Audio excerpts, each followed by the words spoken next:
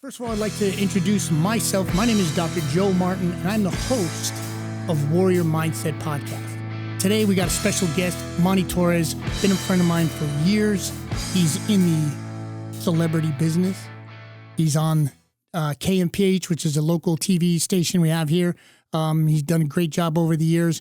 And today, what we're going to do is we're going to kind of listen to his story on how he got to where he did today. And so, without further ado, what I'd like to do is introduce Monty Torres and shake your hand a little bit here. We're going to thank you very much for showing up today. Always a pleasure. Maybe just give people a little bit of, a little bit of your background, and Sure. Then I'll just kind of kibitz in. But the audience really on this show, we're trying to learn like how you got to where you did today. Okay. Let's see. I can go back to start. I born in Los Angeles. My dad was an immigrant from the Philippines via Hawaii, then served in the U.S. military and became a U.S. citizen. And my mom was born in Ohio, but went to the Philippines with her stepdad and mom. I think it was about 48, and were part of the USO show tour there, entertaining U.S. troops and so on. So they were supported by the USO as they traveled to the Philippines and so on. And my mom and dad met on a boat from the Philippines it was on a boat to the Philippines, Right. basically. And she was 13, and they met each other and then stayed pen pals afterwards, and then ended up getting married. How old was your dad at the time? My dad was A little bit older? 20, a little bit older. He was about 25 or 26, as I understand. And so they met there on the boat, and my mom always tells a story how my dad would, they met basically because he came through a door and he left the door open, it blew a cold wind, and she's there with girlfriends and said something about, "Oh, close the door, you nitwit." First words. So, Out of her mouth. yeah, to him. Yeah. And then, Love at first sight. Yeah, love her, no kidding.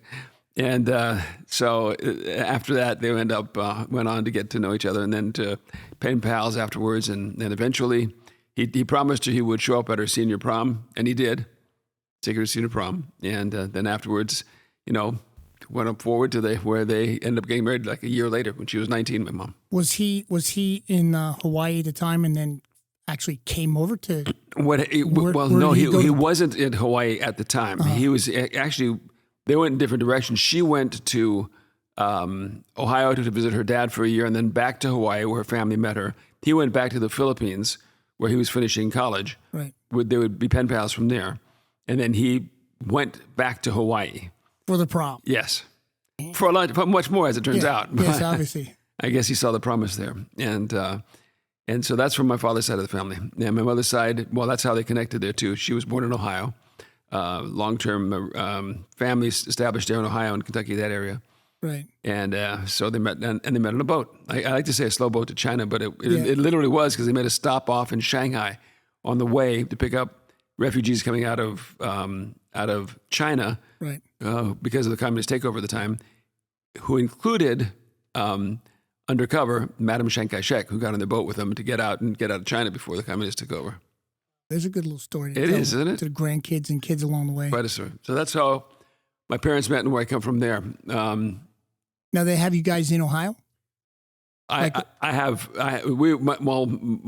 mom and dad moved to California and Right, lived here after the marriage. Yeah, he went to serve in the military, and then was in the military for 2 years, came back, and then they set up a household in the LA. Los Angeles area. And that's where you went to school and everything like that? Yep, grew up there in the Los Angeles area, went to school, Catholic grade school and high school, and went to UCLA for a semester, and then I transferred out to BYU in Utah because I wanted to get out of all that traffic, driving back and forth cross city. It was just getting stuck in traffic every day in the morning for an hour and a half, just didn't make for a good educational experience. Did you get it in broadcasting when you were in Utah? I took some of my first classes there in broadcasting in Utah. They have a very good program actually at BYU. So I took classes there, and then I finished up over at UCLA again when I came back. And they have a certificated program there, which they compare to a master's program, but I think it's really more like a bachelor's program. But in any event, I finished that, and then once I finished that, I went forward and started getting on air, you send your tape, your videotape. At the time, it was videotape. Okay. I think we've been a couple of generations after videotapes now, right? Yeah, it's not that anymore. Now it's a zip drive, Streaming I guess, and all or that, something whatever. like that, yeah. But you'd send that out, and then people would see you, and depending upon what they thought of your delivery and your look, anything like that, they would call you up and say, "Hey, we're interested. We'd like to fly you out for this or that and the other thing." And that's how you start climbing the ladder in broadcast journalism. And it seems like nowadays everything is so fast paced compared to back then. You know what I mean? Well, You're things doing are a lot faster. Videotape, and it takes you got to mail it, then they got to look at it, Well, then they got to get a hold of you. There were several generations of tape too. Back then, when we first started, we had 3/4 inch tape, huge Reel. tapes. Yeah, Yeah. had to send out. And then it went to SVHS for a while, and then to beta tapes, and then for a short time DVDs, Right. and then now it's, of course, everything's streaming now online. So You get information back and forth within 24 hours. Then they're flying you out for there you go. casting you. Yeah, so that's how it started, and I got into it in that way. And there Where was was your first gig? the first one. I did one on weekends over at KWHY, which is a UHF station in Los Angeles. It was actually for the Philippine American community because my dad was born in the Philippines. Yeah. And I did that for several weekends, for about a year, several weekends. Then I was put on a public affairs show on one of the TV stations in LA, KCOP, Channel 13. And I was there for about three seasons, 3 years, doing that weekend public affairs show called In Studio. And then after that, I decided I wanted to go full-time news, and that's when I made the move to full-time news. My first television news market full-time was Palm Springs. Palm Springs. Yeah. Jeez. After which I came... From LA to Palm Springs. Yeah. Rough beginning of your Not career. bad.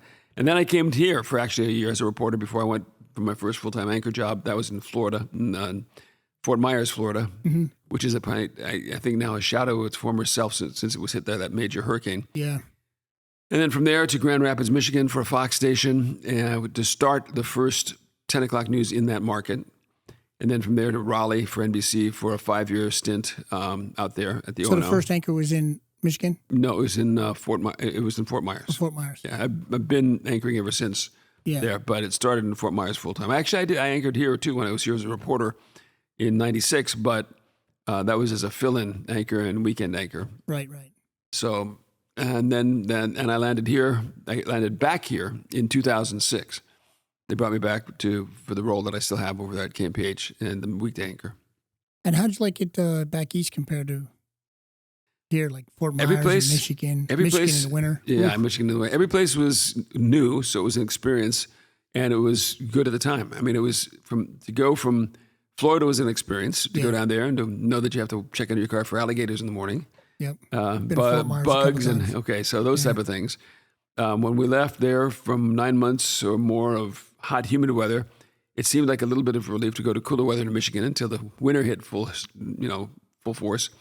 It was not so much the cold, but it was the 6 months of gloomy gray that I felt more. I actually felt that seasonal affective disorder. I felt, you felt, why am I feeling so kind of down here? And then I learned to adjust by throwing on more lights in the house and in the bathroom so that you got that light effect. You grow up in California where you have sun 24/7 virtually, not 24/7, but I mean every day of the year.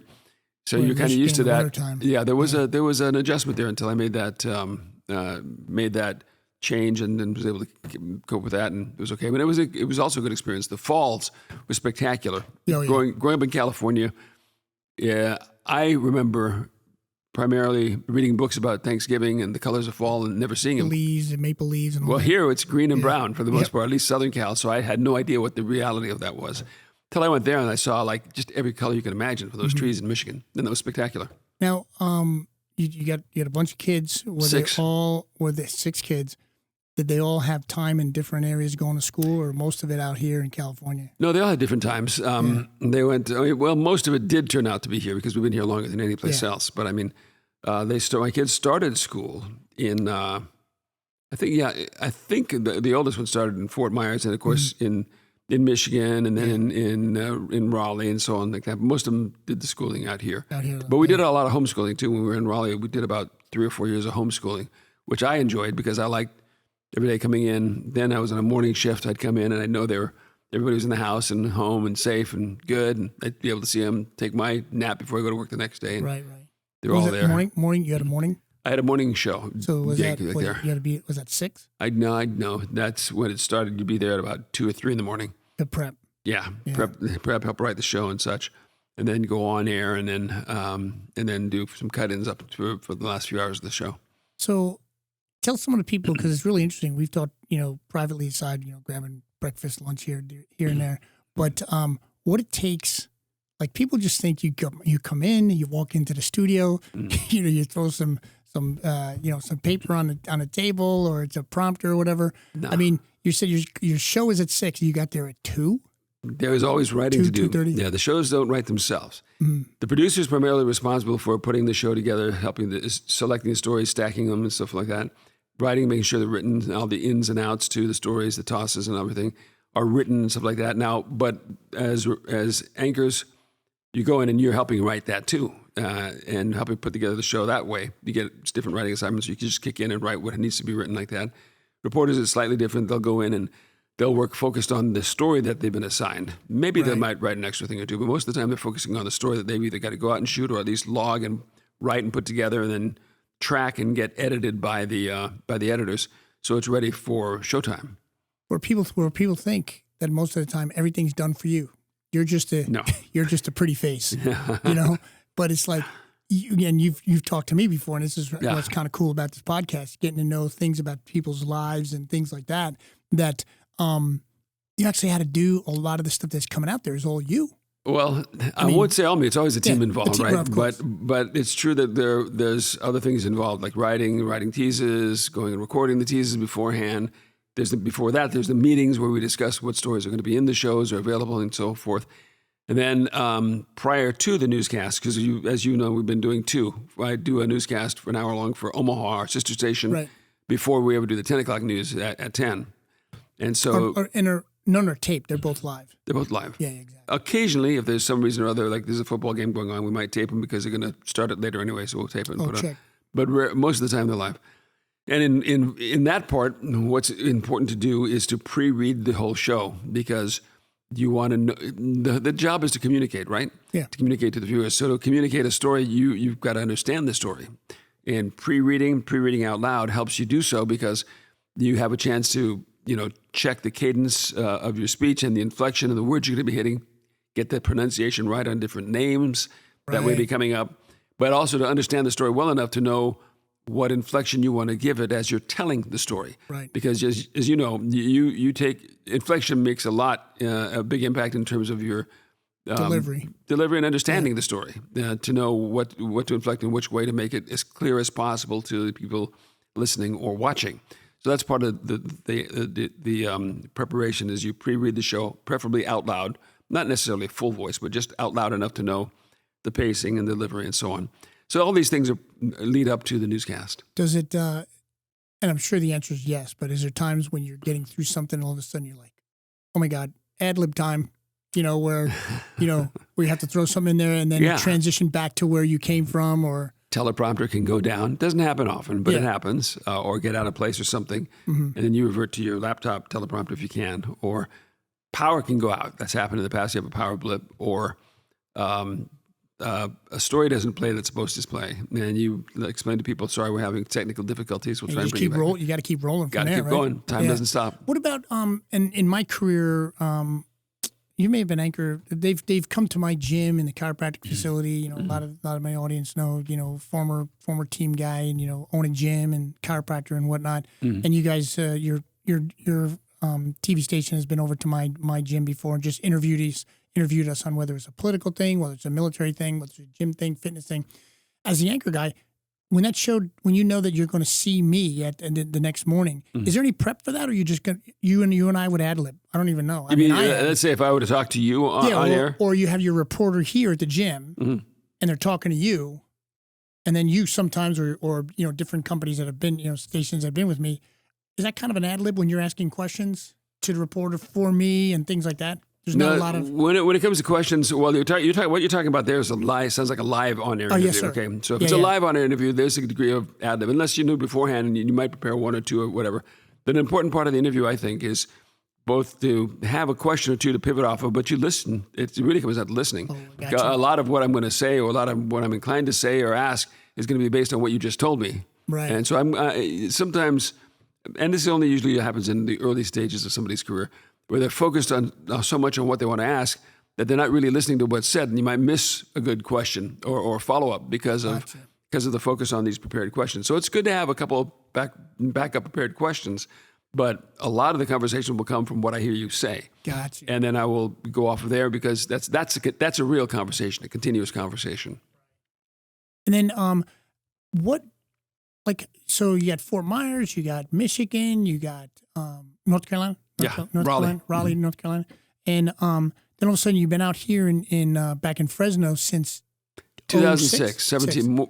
I'm into the 18th year now. So how did you just dig roots in here? Where is that with career? You've gotten some good experience. How all of a sudden you're here 17 years where before you bounced around a little bit earlier on in your career? Is it you've stronghold or? It's not an uncommon thing because in the early stages you move around, pick up experience, you're growing, and you go as the other opportunities arise. Right. And in terms of coming here and setting roots, I have to say I was blessed that I already was married and had a family, so that made anywhere we went home.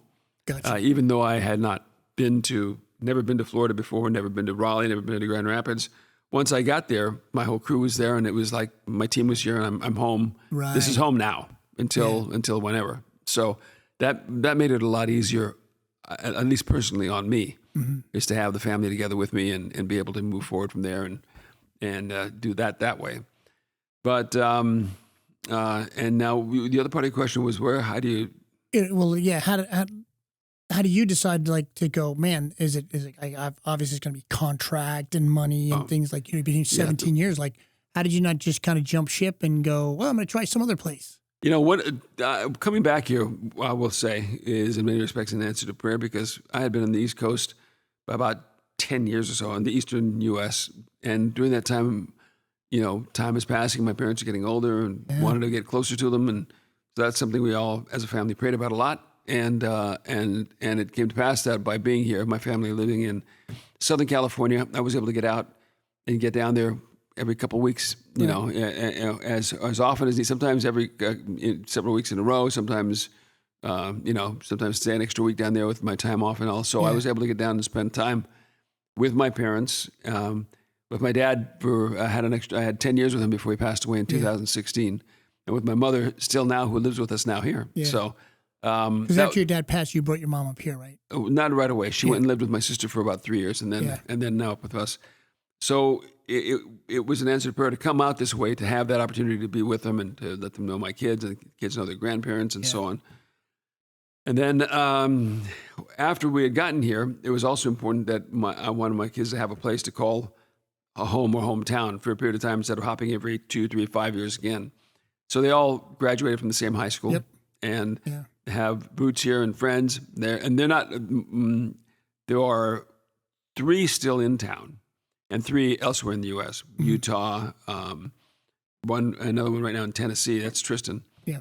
And then in L.A. So wherever they are, though, they have roots and people they know here and so on. So I'm glad they have that. Yeah, they can always fly back to the nest, as they say. And they do periodically. Yeah, exactly. Yeah. How and we'll dig a little bit into your business, and with your business, we'll go a little bit into what's going on with the world. Sure. You know what I mean? And you and I talk about this a lot, just privately grabbing coffee and whatnot. Let's just like myself, a real devout Christian type of guy. Yes. Yourself also. What do you think is some of the craziness that's just going on with the men and women? Just as he shakes his head.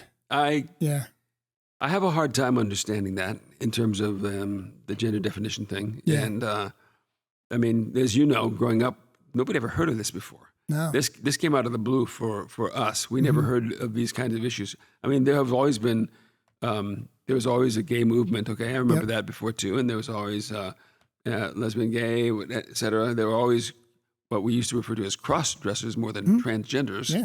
And there was, for a long time, the drag queens have been around for a long time. So we all know about that. But the thing that's been picked up by schools, universities, academia, a lot of so-called woke companies now, is that you are whatever you think you are. If you say you identify as a woman, you're a woman. You identify as a man, as a man.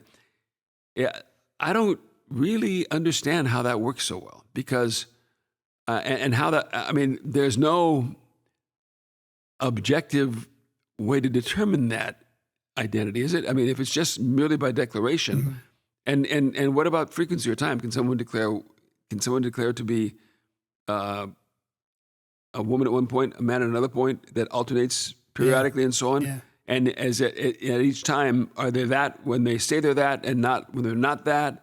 It's a little confusing to me. And it's interesting because I have a lot of the medical background, you know what I mean? Yeah. And I try to talk to people in the sense that because a lot of the stuff is confusing, and I just basically I set my, no pun intended, the Warrior Foundation, you know, what the podcast is about, the foundation of who I am when I try to explain things like that. I explain to people I believe in math and I believe in science. You know what I mean? I don't deal with emotion. And biology. And biology, science, you know what I mean? Yeah. And so with that being said, it's that emotional stuff that I don't personally get involved in. I don't personally believe, you know what I mean? As a former military guy, and especially in the special forces as a team guy, you know, they teach you how to just, the mind doesn't matter. It doesn't matter what you think. You just have to do, right? And so from that point of view, when people come at me with the conversation, I'm like, hey, listen, it's just like you said, science, biology, and then it's after that it's math. What are the numbers? How do the numbers work? The numbers don't match. Whatever. I was a big component of that during COVID. Yeah, like the numbers don't match. Right. And we've had those conversations over the last 3 years too. On a side note. Yeah. But it's a biological thing. There was a article that came out by he's former now. He's a chief of psychiatry at Johns Hopkins, Dr. McHugh, MCHUGH, and I mean he's in the doctor field like I am, but he's the guy that deals with the mind, the psychology point of view, and he says it's all mental. You know what I mean? And he's the scientist of the brain. I'm just biomechanical, neurological, from the chiropractic, strength and conditioning guy. But I also understand biology, and it's just interesting the way society is just letting people from a mind point of view, just kind of run amok with some of their thought patterns. From a biological standpoint, this whole issue creates a split between biology and, I guess, psychology? Gender identification, because, I mean, it's indisputable, and you can't. I don't think you can cancel biology and what it represents, which is that the male or female identity is established all the way down to the cellular level with the XX or XY, and in rare cases XXY or XYY. But still, it's established all the way down to the cellular level, and that there's no way to change that. And if there is a, that's why we use, and if you use the definition of anomaly, an anomaly is a rare incident. Right. So yes. Can we have rare incidences of whatever, dual? Yes. But then we go back to what I said. I go back to my foundation and I talk about math. What is the statistical aspect of that happening? Now, small percentage. I will allow that.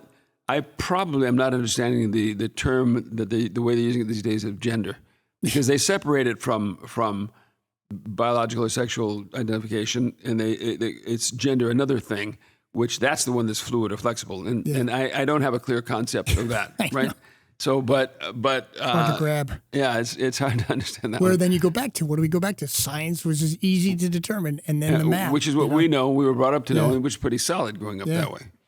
So, but what also worries me is that where this whole mindset of you are what you imagine yourself to be can go, because it doesn't, that you adopt that, it doesn't necessarily stop there.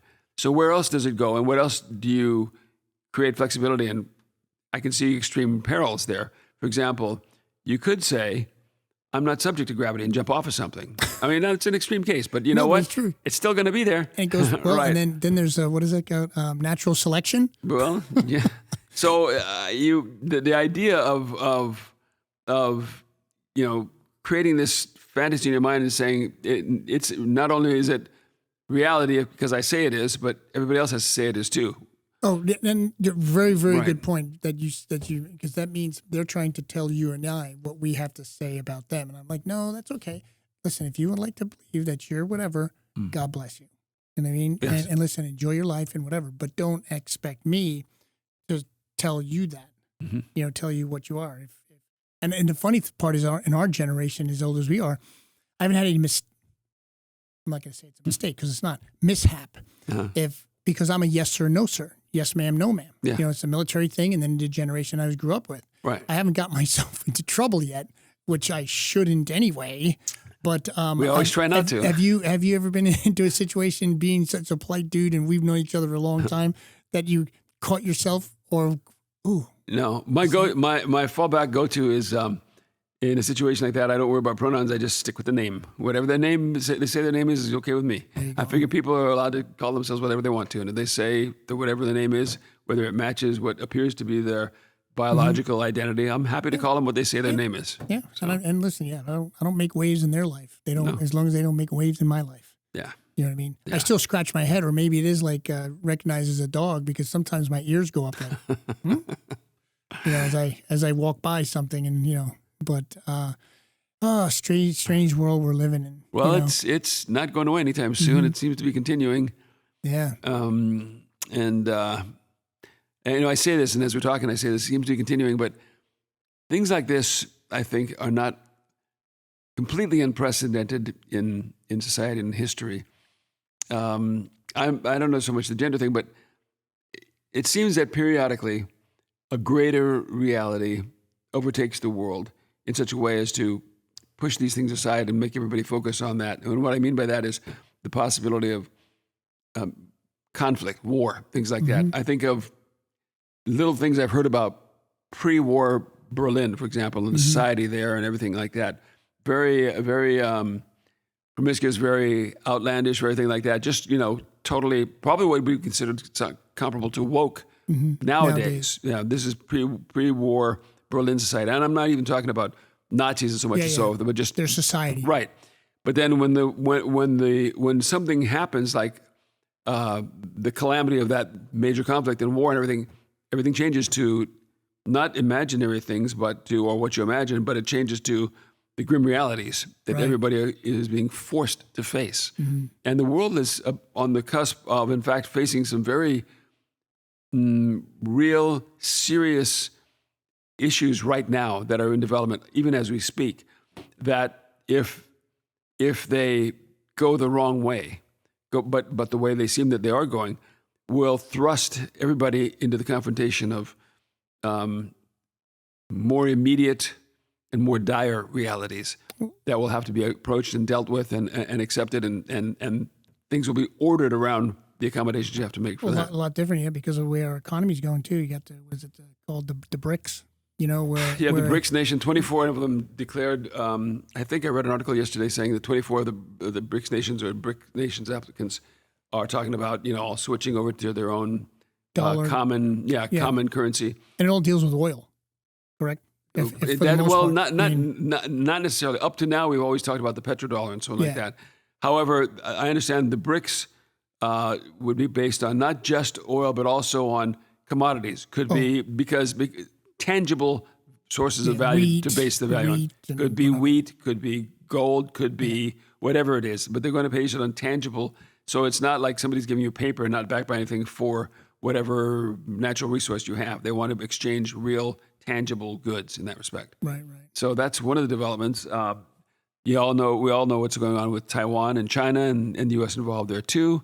And that's very plausible to break out into a real shooting war at some point.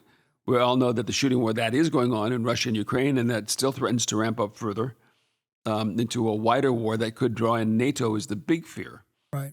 Because NATO is there and on alert on the bordering countries. But correct me if I'm wrong. Ukraine is not even part of NATO, is it? It's not. There's been a lot of talk that it should be and that they want it to be, but it's not. And so we're protecting them, they're not part of any entity, it seems. There's a whole other question as to why NATO and the U.S. are so involved with backing Ukraine. I mean, there's the surface claim that it's for freedom and self-determination, which I'm not so sure that's the issue right there. there's a lot of questions regarding the history that the Bidens have had with Ukraine, Hunter Biden and current President Joe Biden, if that plays into the connection there and reasons as to why it might. So there's a lot of talk about why that's that case and where it is right now. And I don't see any quick and easy resolution to what's going on there yet. And then sometimes you get into those, I try not to go down the rabbit hole, if you will, a lot of times, but then you think to yourself, look at what the right hand's doing, look over here, but then the left hand's picking your pocket. You know what I mean? There are always, like if you want to use a backdoor. There's always a plethora of narratives going on about everything that's happening. Yeah. And you try, especially you in your industry. Well, yeah, but the exercise is to separate the theories and half-cocked theories and things like that from what is the true strain of the reality. But I do believe that there's a value to being aware of the different narratives, just to know, because even if a given narrative about what's happening isn't necessarily true or based on the proper analysis based on the real facts, it still tells you a little bit about those who think that way. Right. What they're imagining. It tells you about the group, the people that think this is what's happening and why it's happening. Well, maybe it's not, but it's interesting that they think it's happening for those reasons. And what does that tell you? And where are they going with that? So I think there's a benefit to trying to be as aware of as many stories and storylines and narratives as possible. It's also an exercise in using your own discretion to determine which of these is most factual and most likely, and which of these are just imaginings or aberrant storylines that don't really add up to what's really happening. Well, and also too is then that gets you to the point to where if there's any type of preparatory work that you needed to do for yourself, we had COVID, with people had cases of water or toilet paper or the doomsday concept, you get things prepared and whatnot. I think everybody, you and I've talked before, everybody should be prepared to some extent for any type of catastrophe. Whether it's like you said, Florida, when there's hurricanes or tornadoes, and you should have some safety mechanisms there. But when you think about it, it's interesting that they talk about doomsday preps and stuff like that, because that's actually, I think, that whole attitude is a function of modern society. Humans, by consequence, have always been and had to be prepared, whether it was ancient times to current, even more recent, before our current modern age. I mean, people who lived out in traveled by horseback or had buggies to get to town still had to buy a couple months worth of food and supplies, not just a week's worth. Ammunition, whatever it is, they usually had a stock or store of things like that when they go to town to get what they need and so on. It's just with the last several decades of our just-in-time society and delivery and so on. I'll just pop down to the store for this or that. That people have gotten to being less prepared in terms of additional supplies and stores in their homes. And that's what maybe you want to remedy if you can, because emergencies have not and will not go away. No. The unexpected has not and will not go away. So there's a wisdom to being as prepared as you can make yourself for just any potential contingency. And that's already recognized. It's recognized by FEMA and so on, by the alerts they put out, have a certain amount of a week or so worth of food or 2 weeks worth of food ready and available just in case. It's always a good idea. And it's interesting, just you and I chatting on this podcast too, because sometimes your thumbs on the pulse, what's going on with society. But ironically, even yourself as a broadcaster doesn't get all the information either, or you're not privy with it, all the time too. And you're one step ahead of most of us, as we'll use the term civilian, because you're doing the prep and you're also putting out the information to us on the TV and whatnot. But and sometimes your head must spin. Well, it does, and I am reading all the time. I mean, at work or off work, I'm reading, and I'm reading multiple sources. I mean, I'm exposed on a regular basis to mainstream media content, stories that we get in the newsroom and the regular mainstream media news. But I also seek out and read other content that's not mainstream media, because it's those additional storylines I told you about. How accurate they are or not, yet to be determined in stories that are still developing or in flux.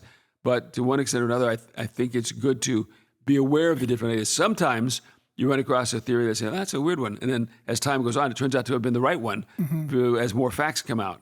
But you didn't know it at the time. But it's good to be aware of these things, these different stories, and to just have it in the back of your mind. So as the as the story or the situation proceeds, you're aware somewhere in the mix. You're aware of one of those possibilities. Does that make sense? Yep. To the extent you can be, to know the different storylines and ideas, and to know a little bit about the individuals or groups who put out one storyline or another, to tell you what they think and what direction they're going and what their objectives or what their agendas may be. So I think it's good to know all the different storylines, the ones that ultimately turn out to be true and untrue, just to know what's out there and what people are operating off of. So, from a COVID point of view, and you and I had this conversation over the last 3 years. Yes. And some of the information is coming out now that I think you and I both could agree that it's kind of told you so. You know, is there some of those little things where you're like, I knew it. Yes. And you're just like, yes. No, Yes. It's crazy. I personally think it's inarguable that the whole rush with the COVID vaccine was really too fast, too much too fast, with a vaccine that is still considered an experimental vaccine. The whole it was very interesting when it came out, the Comirnaty, the so-called approved version of the vaccine, which nobody's ever seen here in the States, right? That was never made available here, but they called it out. They created it. Oh, this one's approved. This one's okay, but we're still going to give you the other one. Right. And of course, the other one, that one carried liability protections for the manufacturers because, hey, you took it. It was experimental. We told you, right? Yep. Comirnaty is approved. Well, but you can't have that one because if anything happened with that, then you are liable to that. So that was a really interesting maneuver. It looks like a bait and switch, but that's not that whole Comirnaty version wasn't really put out there and then potentially exposed the companies. So I was skeptical about that from the beginning. I keep reading a lot of things out of Australia, New Zealand, England a lot too, indicating that there have been a lot more negative impacts than were anticipated or ever admitted to when these were put out. Well, it's funny because I've always thought to myself, and we've talked about this before, off camera, in the sense that the media was doing a lot of dailies, almost like when we were both younger, and it was Vietnam. The death total today in Vietnam is, they keep a ticker tape. Right. And the same type of thing happened along the way with COVID. Right. That anytime somebody would get a positive test, they'd go in, or somebody would pass away and whatnot, they would have a ticker tape. So many people, died today of COVID. So that, to me, because in my practice, I've had dentists, doctors, nurses, surgeons, emergency room people, that from these people said if somebody came in with a heart attack, but they were positive with COVID and they died of a heart attack on the table, they didn't die of a heart attack on the death certificate. Yeah, to the extent that that's true, and again, I don't have firsthand knowledge of this. Like, I'm in the business. Right. So I do. I've heard that that's the case. To the extent that that's true, that is a dishonest way to collect those numbers. I think society went that way. So then I think to myself, you have people that are dying of heart problems right now. Athletes, young age, and they're saying that the vaccine, for the most part, a lot of it is affected by what if they took the vaccine. So if you're doing some math during COVID, and they did a total COVID death, they did the math. They did 2 columns. This person had COVID, this person died. They died of COVID. Right now, I'd just like to know, and I don't think they have it, any heart attack that happens, did they get the vaccine? That would be an interesting metric to see. I can tell you that what I do know is that throughout all of my life, up until these last 3 years when COVID came about, I know this personally, you never saw these kind of young deaths or deaths in young conditioned athletes. Never saw them, but very, very, very rarely. That's why it was a big deal when it happened. Oh, wow, it's just this year, this old, this young athlete, this person died, But it happened very rarely, and you know what I'm talking about. Yeah. So to now see it happening since then, as frequently as it happened, clearly something has changed. Something's gone wrong here, and it'd be interesting. It'd be good if there was a clear exposure of what exactly that was, determined once and for all, and revealed to the public, because it is not the same as it was before. Whatever changed during that time, during COVID, during the vaccines, whatever made that change, I'd like to see identified. Yeah, and that's just a question. It's not we're not assuming guilt or anything or whatever. But No.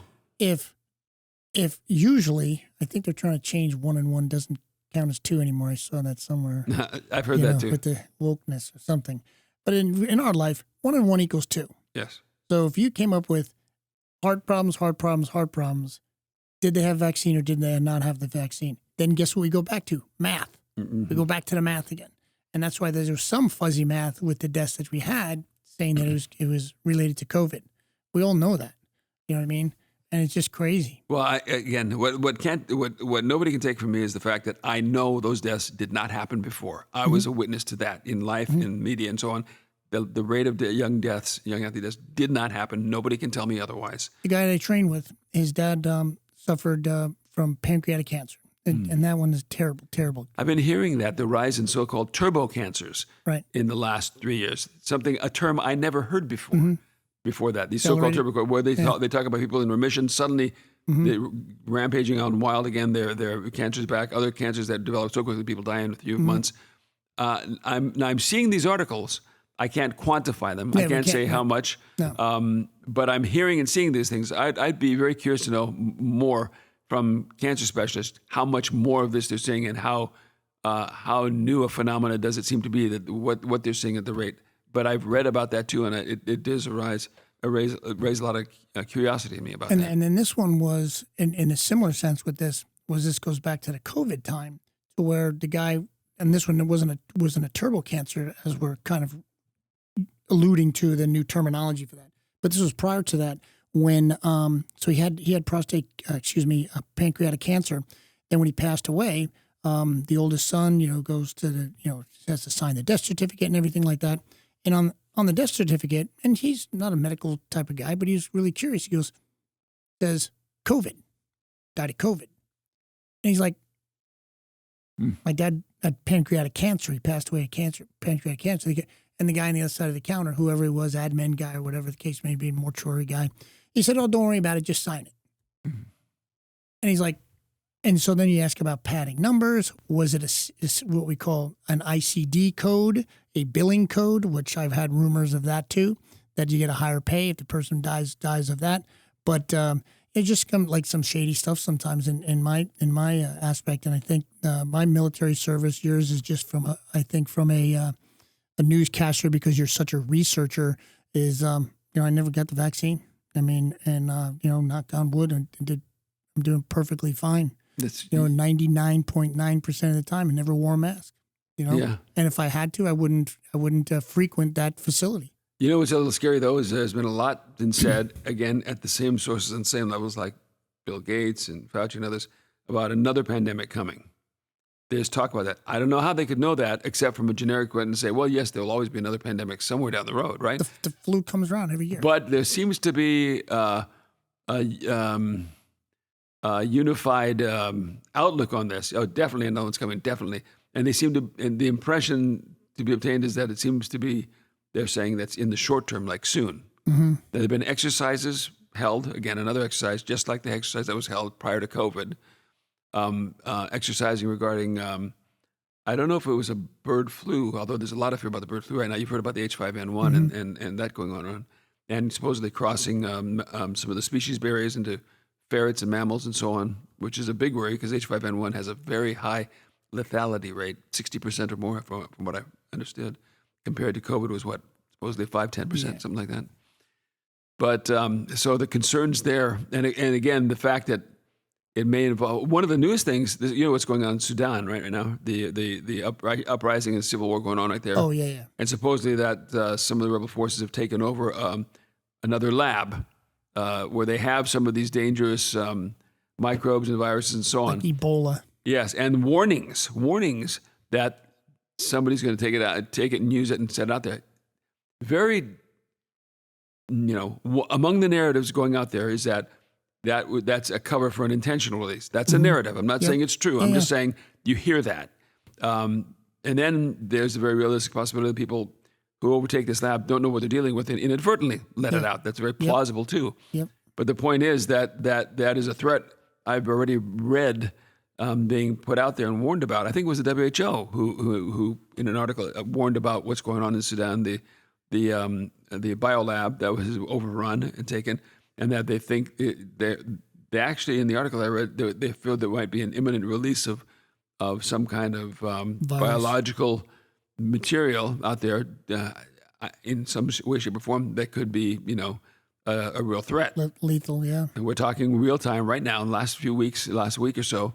So that's worrisome as well. I mean, it's scary because when you think about it, we talk about, like Russia, nuclear war and all this. There's no way it's going to be a nuclear war. It's going to be this type of stuff. I mean, will be a demise of the human species or bacteria that somebody just releases and, unbeknownst, and it's like, oops, and then again, you can add to that, there's AI and all that you're hearing about that, the dangers that from some very credible, very intelligent sources. Will it be all kinds of programmers and Musk and some of the many others? Was it I forget all their names now, but there's a number of them out there all warning about the dangers of AI, which is rapidly increasing in capability, and they claim it's sentient or near sentient at this point, which means it could decide on its own whether it like humans or not. Yeah, it'd be like going back to the Terminator. Yeah, you know what I mean, so, and how that AI would affect things. I don't know. This is not a crackpot theory.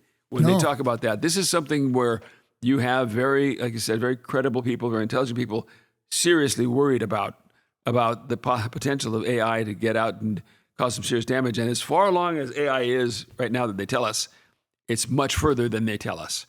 So, and in fact, I hear that I read that China has one of the largest programming, cyber war groups, et cetera, like that. And they're, and I think I have read to some extent someone from China or somewhere saying that they recognize that whoever has the top AI will be the in the top spot militarily or so on internationally at some point. So I would not discount that it's being developed for military purposes very rapidly, both in China, maybe here too, and that that's a big fear, and how far it will go and what it will end up doing and gain access to. It's interesting because I use this analogy with people all the time. It's like I think of society as like the medieval times, right? Probably somebody like myself, and you may be one step further than I am. But I'm the guy out in the fields. I'm pitching hay, milking the cows, planting some vegetables. Then what I do is I go to the marketplace, which is along the outside walls of the castle. Yeah. Right. And the outside wall of the castle, you like every once in a while the drawbridge will go down. You get a glimpse of inside. Right. But other than that, the next level is the marketplace. And they're your police officers, your firefighters, your chief of police, maybe your city council, your newscasters. You're in the market area. You get a little bit of hustle and bustle, what's going on. I'm out in the field. I have no idea. I'm probably one of those common guys just like, now, the military service may squeak me in a little bit to the marketplace, but, I'm not the farrier. I'm not the butcher. I'm not the seamstress guy and gal, whatever. But then you have inside the castle wall. Right, and there's your senators and your colonels and your generals and things like that. And then you get to the next level, which is the round table, right? And the round table is the Rockefellers and the Soroses and the all the big money from 100 years ago that are still kind of mixing the pot. Generational wealth. Yeah, so it's almost kind of like that. And then you have the secretaries and the treasurers and the staff people, inside the round table in the know from the outside, and they're the ones that are the guards with the sword sitting up there looking around and going, "Oh my God, what is going on with this world?" Yeah, and I'm just a guy pitching hay. You know what I mean? And that's kind of the way society is right now. There's so much going on inside the inner circle that we have no clue what's going on.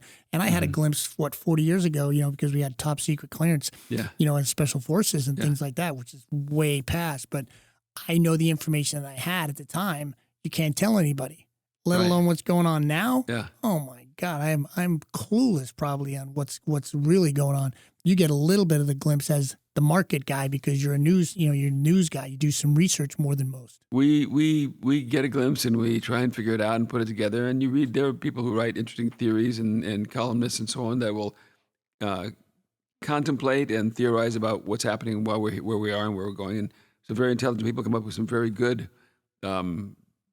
explanations and theories on this. And I, like I said, those are part of the additional narratives that I try and stay aware of to see what's going on and where it's going, so I can have as much of a preview as I can, or be an awareness of the alternatives that are happening out there. Do you find it difficult in your industry? Because I mean, just in the local news, just recently you got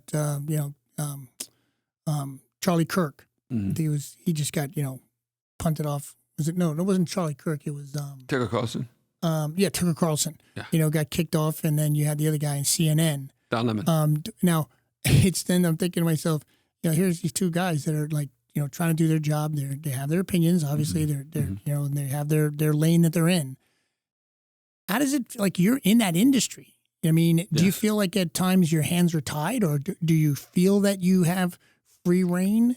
I've never felt that my hands are tied. I've never worked anywhere where I've been told you can't talk about this or can't do this story. I mean, you exercise discretion about what you talk about, but I've not been told that this is an untouchable story. You can't say this, you can't say that, and here's how you must say it. I haven't been told that in my career. Yeah. So I feel good in that respect. I don't know how it would have felt if I'd been restrained or curtailed in what I could talk about or discuss or say something, or how I had to say it. Right. But that hasn't been presented to me, so I'm fortunate that way. I'm telling you, that's a blessing nowadays. With the way our social media is, the way things get taken down, cancel people culture, get fired, wokeism, right? Yeah, people are getting fired left and right for certain things, and I just say sometimes I look at it this way. With the warrior mindset and the armor we wear, I believe, as a Christian guy yourself too, and your family, that, the armor we do wear, from that foundation of who we are, it does give us a little protection. You know what I mean? And great peace of mind. I mean, when we did this podcast before, you talked about, you had a different name. Was it base? What is your foundation? Your base, the foundation, right? Yeah. And that was interesting. But pivoting off of that, my Christian outlook and faith is my base or my foundation, against which I measure everything and address everything. And for me, whether it be through prayer and scripture and so on like that, that's, and my faith in there is how is that through which I measure everything, that by which or with which I steel myself to whatever I'm confronting. I do believe that while the spiritual life is very real, including the battle, if you will, the on battle, this the earth. pitfalls, spiritual warfare in that respect going on, which can precede, arguments, fights, conflicts, whatever. There's all kinds of things happening, and it's important to prepare yourself. Some, if you were from an Eastern religion or something, you might say you meditate before you go out and do that to have your peace of mind.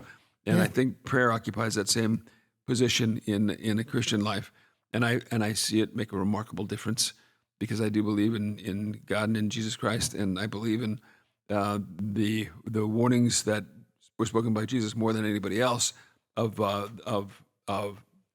Satan, hell, and evil, that they are real things and not just abstractions, and therefore we can see that every day. Right. I mean, we can see evil every day. Yes. If you don't believe that in that evil, you got to start walking outside. But we don't have to fear it. No. As believers, we don't have to fear it. And when you talk about war mindset, then that brings to mind more than anything else the idea that that's where the war is fought in the name of Jesus Christ, binding and casting out. And before you go before whatever you undertake, before you confront whatever you confront, doing that and then standing in that in the strength of that faith and in everything that comes from it, the honesty, the truthfulness, that God calls us to, and the integrity of mind and spirit, and just standing up for everything good that you can, and doing what you can to be a witness to the reality of that there is a right and a wrong, there is a good and there is an evil, and therefore there is something to stand for and to try and orient your life towards and to share. Yeah.